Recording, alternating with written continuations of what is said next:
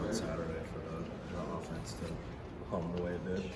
Obviously, it's a good feeling coming off a tough stretch of losing some games. So just to have that feeling, especially having Milan back, just getting that feeling of the ball moving, everyone touching it, everyone feeling good, making shots, and it's just good. I'm guessing there wasn't like an incredible amount of doubt seeping in for you guys, but at the same time, does it feel good that it's like, oh yeah, we're back to, we can do it at this high level that we were doing that for so long? Definitely. I mean, obviously the vibes were a little low when you go on a 3-game losing streak. So, but I know all of our guys have our expectations for us, and we know we're one of the best teams in the country. We can go out and perform like that. So we're just going to go at it and every night try to get a win.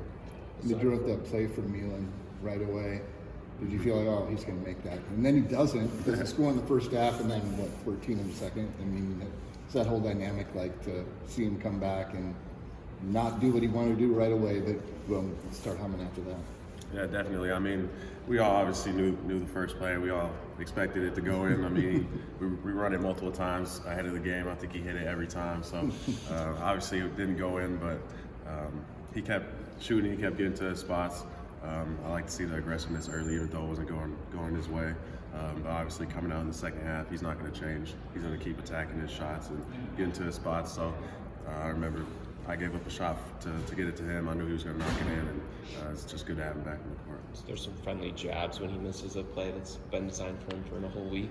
A little bit. I definitely do. We kind of go back and forth with each other, just jabbing, joking about missing shots and things like that. But it's just a thing we kind of do. Aside from the improved spacing, just how else has his presence lifted you guys offensively that you've noticed having him back since that 3-game losing streak? Just his activity, being able to move just around the court. Obviously, like you said, spacing is a big thing. But shot-making ability and being able to create too. He can create his own shots. He can get us in action, get us in movements. And defensively, he's improved a lot. So seeing how he can guard the ball as well on the defensive side. How do you think the ball moved? I think it moved well. Definitely a lot better than our previous games. So I guess we could say that it has something to do with Milan maybe, but just getting back into that, and I think when multiple guys touch it and it just gets moving like that, I think we're hard to stop on the offensive side. Coach Crawford talked about trying to really create advantages this year offensively with drawing 2, maybe 3 defenders to the ball at a time. Mm-hmm. As someone who's on the court and has the ball a lot, how have you seen that maybe improve this season compared to your freshman and sophomore year? Yeah, definitely. It's been a big topic of emphasis for us with Croft and Schmitty, just talking about action, talking about advantages, creating advantages. It's hard to create an advantage when you're just one guy dribbling it.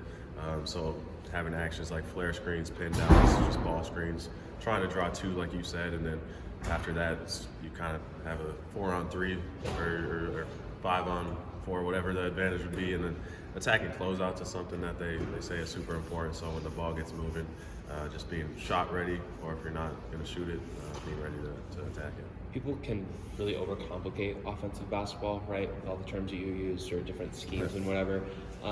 How great is it that it can just be simplified to, hey, we're trying to draw 2 vendors to the ball and essentially, succeed in an 3-on-2, 2-on-1 drill that you all did in middle school or whatever? Yeah, definitely. When you start talking about all the vocabulary and stuff, it can get a little crazy, and they do a good job of just saying draw 2.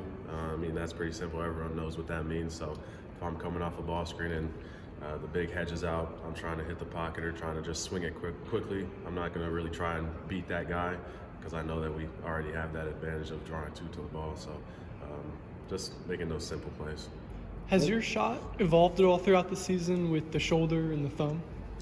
I'd say, yeah, it has. Obviously struggled early in the year, then had a AC joint thing when we were in Maui, so that was kind of bothering me. But just staying in the gym, staying with it, and obviously the finger, but I've actually been shooting it better since the finger happened. So I think it's probably a mental thing and just a confidence thing. And I mean, I put the work in basically all day, so I'm just believing in that shot that I'm going to take. What was the most valuable thing that Crawford taught you when he worked with you one-on-one so much before, I guess, last season, to kind of help you weather the storm when you're dealing with the shoulder, when you're dealing with the thumb, you're dealing with whatever, that it's going to ebb and flow, and you just got to have that confidence?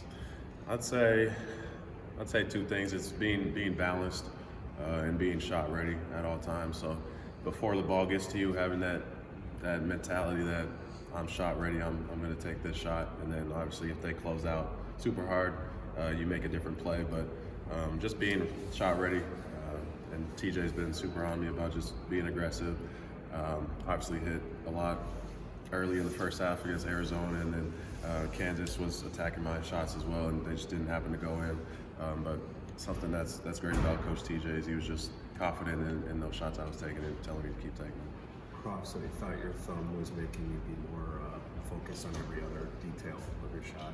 Would you concur with that? Yeah, I definitely agree. From balance to getting it up to really every aspect, I'm not really thinking about my thumb, but it just makes me lock in a little bit more, I would say. It's hard to explain. He's definitely right. How's your thumb feeling? It feels good.